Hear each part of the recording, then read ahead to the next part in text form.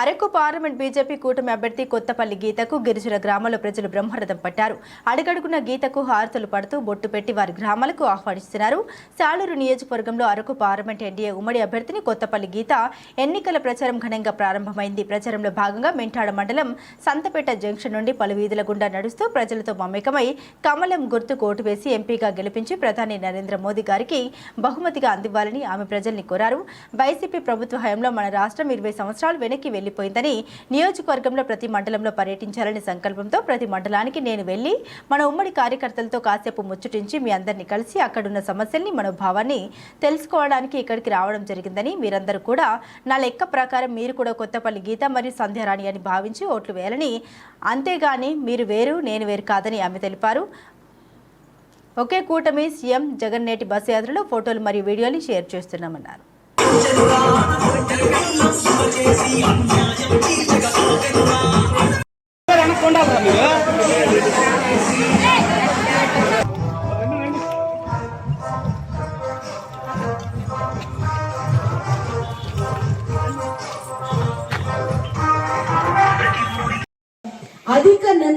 అధిక క్వశ్చన్స్ అడగడంలో గాని, అధికమైన మన సమస్యల్ని పార్లమెంట్ దృష్టికి తీసుకురావడంలో గాని, అధికంగా పార్లమెంట్ అటెండ్ అవడంలో గాని 97% 97% అటెండెన్స్ తోటి 25 మంది ఎంపీల్లో ఒక ప్రథమ స్థానంలో నిలబడ్డారు.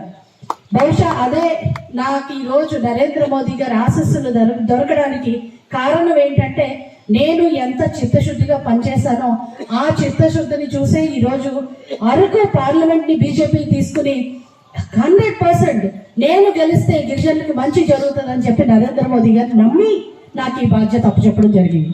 బీజేపీలో పదవులన్నా ఎప్పుడు కూడా బాధ్యత కానీ అలంకారం కాదు. ఎందుకంటే బీజేపీ పెద్దలను చూస్తే అర్థమవుతుంది. నిన్న మంత్రి గారు వచ్చారు. ఆయన 3 గంటలకి లేచి హైదరాబాద్ లో బయలుదేరి ఇక్కడ 7 గంటలకి దిగి మళ్ళీ మన మీటింగ్ అటెండ్ అయ్యి మళ్ళీ రాత్రి 11 గంటల ఫ్లైట్ తీసుకుని 1 గంటకు వెళ్ళడం జరిగింది ఢిల్లీ. అంటే 2 గంటలు కూడా నిద్రపోకుండా అహర్నిశలు కష్టపడే నాయకులు బీజేపీలో ఉన్నారని చెప్పడానికి నేను చాలా గర్వపడుతున్నాను. ప్రజల కోసం 24 గంటలు కష్టపడడానికి సిద్ధమైన నరేంద్ర మోదీ గారి ఆదర్శంలో నరేంద్ర మోదీ గారికి సొంత ప్రయోజనాలు ఏమీ ఉండవు. ఆయనకున్నది ఓన్లీ దేశం.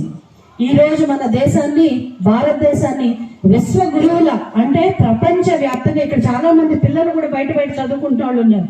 వాళ్ళందరూ చాలా గర్వంగా మేము భారతదేశానికి చెందిన వాళ్ళు అని చెప్పుకోగలుగుతున్నారంటే అది మన నరేంద్ర మోదీ గారి ఘనత అని చెప్పి మీ అందరికీ తెలియజేస్తున్నాను.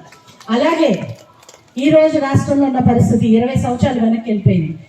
ఒక చంద్రబాబు నాయుడు గారు ఏదైతే ఒక మంచి అద్భుతమైన రాజధాని కట్టాలనుకున్నారో 3 ముక్కల ఆట చేసి ఈ రోజు రాజధాని లేని రాష్ట్రంగా మన ఆంధ్రప్రదేశ్ మిగిలిపోయింది. అంటే తలకాయ లేని మొండల్లాగా వచ్చింది ఇప్పుడు రాష్ట్రం. ఏది మన రాష్ట్ర రాజధాని అని అడిగితే సమాధానం చెప్పడానికి పిల్లలకు కూడా ఏం రాయాలో తెలియని పరిస్థితి ఈరోజు. అంత అధ్వానమైన పరిస్థితిలో. రెండోది, రాష్ట్రాన్ని అప్పుల కుప్పగా మార్చారు. చాలా మంది అనుకుంటారు అప్పుల కుప్పగా ఆయన రాష్ట్రాన్ని మారిస్తే మాకేం పోయిందని. కానీ ఈరోజు రాష్ట్రం చేసే ప్రతి అప్పు కూడా మనమే తీర్చాలి. అంటే మన దగ్గర పన్నుల రూపంలో వసూలు చేసిన దాన్ని రాష్ట్రం అప్పు తీరుస్తుంది.